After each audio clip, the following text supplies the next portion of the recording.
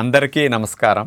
June 21వ తేదీ అంతర్జాతీయ యోగా దినోత్సవ సందర్భంగా మనందరం కార్తీక మాసం ధనుర్మాసం లాగా జూన్ మాసాన్ని యోగా మాసంగా గుర్తించి నెలంతా శారీరక మానసిక ఆరోగ్యాన్ని పెంపొందించుకోవటానికి నిజ జీవితంలో యోగాను ఒక భాగంగా చేసుకుని అందరూ ఆచరించాలని మన ప్రధానమంత్రి శ్రీ నరేంద్ర మోడీ గారు మరియు ఆంధ్రాను యోగాంధ్రగా మార్చాలని ఆంధ్రప్రదేశ్ ముఖ్యమంత్రి శ్రీ నారా చంద్రబాబు నాయుడు గారు ఇంటింటికి యోగా చేరాలని సంకల్పించారు.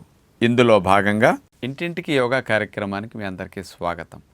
ఈరోజు ఆస్తమాతో బాధపడేవారికి, బ్రాంకైటిస్ కఫము శ్లేష్మాలు ఊపిరితిత్తులో పేరుకున్న వారికి, పిల్లికోతలు బాగా వచ్చేవారికి, కఫాలు శ్లేష్మాల్ని త్వరగా బయటకు వచ్చేటట్టు చేసే 2 యోగా టెక్నిక్స్ ఉన్నాయండి. వాటిని మీకు చూపించబోతున్నాం. మామూలుగా గాలి గొట్టాల్లోనూ గాలి తిత్తుల్లోనూ శ్లేష్మాలు పేరుకున్నప్పుడు అవి నిలవ ఉంటే కఫముగా సగ్గుబియ్యం గోళీల్లాగా మారిపోతుంటాయి. ఇవన్నీ ఏమి చేస్తాయంటే గాలి ప్రయాణానికి ఈ శ్లేష్మాలు అడ్డవుతూ ఉంటాయి. అంచేత గాలి రక్తాన్ని శుద్ధి చేయడానికి వెళ్ళినప్పుడు మనకు ఆయాసం వచ్చేస్తుంది కదా. రక్తం లోపలికి ఆక్సిజన్ చేరకపోతే ఆయాసం వచ్చేస్తుంది మనకి. కాబట్టి గాలి ప్రయాణానికి అవరోధం కలిగించే శ్లేష్మాల కఫాలని లోపల నుంచి త్వరగా బయటకు వచ్చేటట్టు చేయాలంటే ఒక టెక్నిక్ యోగాలో ఉంటుంది. ఓవర్ హెడ్ ట్యాంకులో ఉండే నీరు కిందకి ఏమీ చేయకుండా ఆటోమేటిక్గా గురుత్వాకర్షణ శక్తితో కిందకి ఆటోమేటిక్గా ఎట్లా వస్తాయి, అట్లాగే మన శరీరాన్ని కూడా రివర్స్ డైరెక్షన్లో సీటు పైభాగం పెట్టి తల భాగం ఛాతీ భాగం కిందకి భూమి వైపు పెట్టామనుకోండి, లంగ్స్లో ఉన్న కఫాలు శ్లేష్మాలు వెంటనే గొంతు భాగానికి ప్రయాణం చేసి స్పీడ్గా నడిచొచ్చేస్తాయి అన్నమాట. ఉన్న వాటిని ఖాళీ చేయడానికి ప్రసారిత పాదోత్తానాసన్ ఎలా చేయాలి, ఇంకా ఎక్కువ బెండ్ అవ్వలేని వారికి 2 దిళ్ళు కానీ ఏదన్నా పెట్టుకుని, లేకపోతే బ్రిక్స్ కానీ అట్లాంటి ఏమైనా పెట్టుకుని వాటి సపోర్ట్తో కూడా ఎలా చేస్తే ఆస్తమాతో బాధపడే వారికి, బాగా పిల్లికోతలు వచ్చే వరకు ఉపశమనం కలుగుతుందో చూద్దాం. ముందుగా మనం అట్లా లైన్గా నుంచున్న తర్వాత కుడి కాల్ని వెడల్పుగా పెట్టి కాళ్ళను విస్తరిస్తాం. అంటే బాగా చాపటం అంటారు కదా, అలా మనం ఎంత భాగం వరకు మన పాదాల మధ్యలో దూరం వెళ్ళే అవకాశం ఉంటే మన హిప్ జాయింట్, పెల్విక్ బోన్స్ ఇవన్నీ కూడా ఫ్లెక్సిబిలిటీ ఉన్న దాన్ని బట్టి బాగా విస్తరించవచ్చు. అట్లా కాళ్ళను విస్తరించిన తర్వాత చేతులు నడుము మీద పెట్టుకున్నట్లా ఉండి మెల్లగా చేతుల్ని ముందుకు అట్లా స్ట్రైట్గా చాపండి. అరిచేతులతో సహా అట్లా చాపి నడుముని గాలి వదిలేస్తూ మీరు బెండ్ చేసుకుంటూ చేతులు నేల కానిన తర్వాత మీరు కాళ్ళని ఇంకెంత విస్తరించగలిగితే ఆ సపోర్ట్తో అంత విస్తరించవచ్చు అన్నమాట.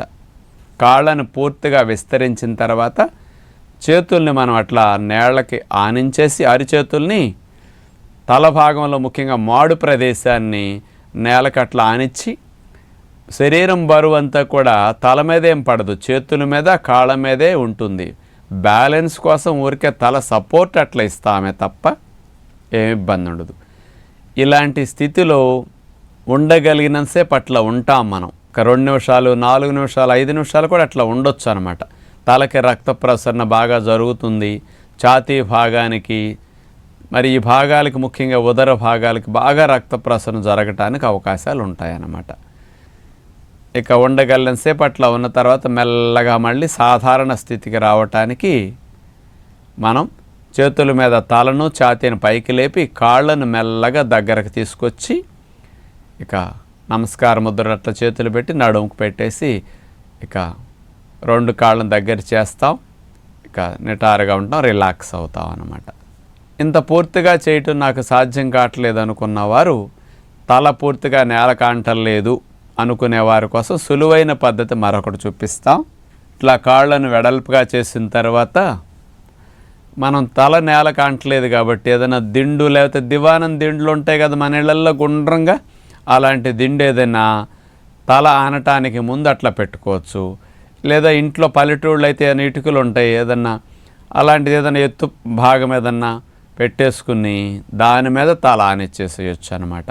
ఇప్పుడు చేతులు అట్లా పెట్టాం కదా, పాదాలను అట్లా విస్తరించి చేతులు అట్లా పక్కన పెట్టేసుకుని తల మెత్తగా ఉండే దిండు మీద కానీ ఏదైనా ఇట్లాంటి రాళ్ల మీద కానీ ఏదైనా మీకు కన్వీనియంట్ చూసుకుని అట్లా పెట్టుకుని ఉండొచ్చు.